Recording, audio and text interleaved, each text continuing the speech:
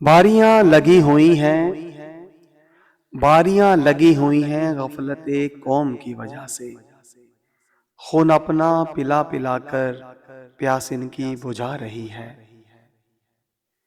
پوچھو تو غیرت مند کہلاتا ہے ہر کوئی، مگر بے غیرتوں پر مہر بھی لگا رہی ہے۔ خود کو کہہ کر یہ کہ اب کوئی حل نہیں، خود کو کہہ کر یہ کہ اب کوئی حل نہیں، اپنے پاؤں پر آپ کلہاڑی بھی مار رہی ہے۔ قوم کو اگر لہو دینے سے ڈر ہے لگتا، تو پھر کیوں آئے روز چیخ چلا رہی ہے۔ خود غرض ہو چکا اپنی ذات میں ہر کوئی، اہل و عیال پر جس کے قیامت برس رہی ہے۔ لوگ جب خیال فقط اپنا کرنے لگیں، لوگ جب خیال اپنا فقط کرنے لگیں، تو پھر کسی کو کسی کی کیا پری ہے۔ ضمیر فروش تیری آزادی پہ ہوئے قابض، تجھ کو تو فکر فقط اپنی ہی پڑی ہے۔ گھر پر اپنے ڈاکہ ڈلوا رہا ہے تو خود، گھر پر اپنے ڈاکہ ڈلوا رہا ہے تو خود، لٹیروں کی تجوری تو پہلے ہی بھری پڑی ہے۔ لٹیروں کی تجوری تو پہلے ہی بھری پڑی ہے۔ اب میں کہوں جو کچھ تو برا نہ مان لینا، ہاں اب میں کہوں جو کچھ تو برا نہ مان لینا، غفلت سے تیری تجھے یہ چو رہی ہے۔ کرتی نہیں سوچ پرواز فلک کبھی، کرتی نہیں سوچ پرواز فلک کبھی، کرتی تھی سوچ تیری پرواز فلک کبھی، کرتی تھی سوچ تیری پرواز فلک کبھی، پیروی کفر سے زاہد زمیں بوس ہو رہی ہے۔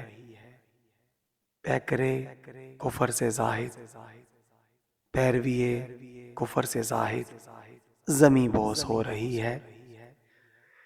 جی ہاں ساتھیو، یہ ناچیز کی نظم آپ نے سماعت کی، اس میں میں تھوڑی سی آپ کو اس کی تشریح بتا دوں کہ مسلمانوں کا نظام انتخاب کون سا ہے۔ بے شک ہر صاحب علم کو اس کی آگہی ہوگی۔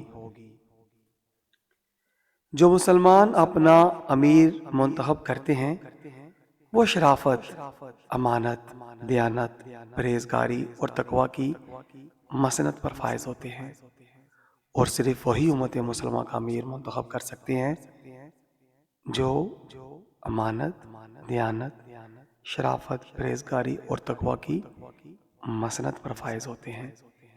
اللہ کریم قرآن کریم میں فرماتا ہے، جس کا مفہوم ہے کہ عالم اور جاہل برابر نہیں ہو سکتے۔ اب ظاہر ہے شریعت مطہرہ کی مسند پر بیٹھے افراد جس کو امت مسلمہ کا امیر منتخب کریں گے، اس امیر یا حکمران کے اعمال اور تقوی کا مقام و مرتبہ کیا ہوگا، یہ تو پھر آپ اندازہ ہی لگا سکتے ہیں کہ وہ کس مقام پر پہنچا ہوگا، ہے نا، اس کے تقوی اور پرہیزگاری کا کیا عالم ہوگا۔ موجودہ نظام تعلیم، نظام انتخاب، نظام معیشت اور معاشرت، یہ سب کچھ یہود و نصارہ کی دسترس میں ہے۔ آج اب دیکھ لیں، ہر طرف فرد واحد جس میں مسلمان، سکھ، عیسائی، ہندو، شرابی، زانی، ڈاکو، چور، راشی، قاتل، لٹیرا، الغرض کسی بھی فرد کو بلا امتیاز یہ حق حاصل ہوتا ہے کہ وہ جس کو چاہے اپنا حکمران منتخب کر لے، اور جس کی ووٹر کی تعداد زیادہ ہوگی اسے ملک کا حکمران بنا دیا جاتا ہے، جبکہ اسلامی نظام انتخاب میں اس کے بالکل برعکس ہے۔ جی ہاں، عین برعکس ہے۔ ہمارا دین پاک اور صاف اور ستھرا ہے، بالکل ایسے جیسے شیشے کے گلاس میں شفاف پانی اپنی شفافیت کی وجہ سے پہچانا جاتا ہے۔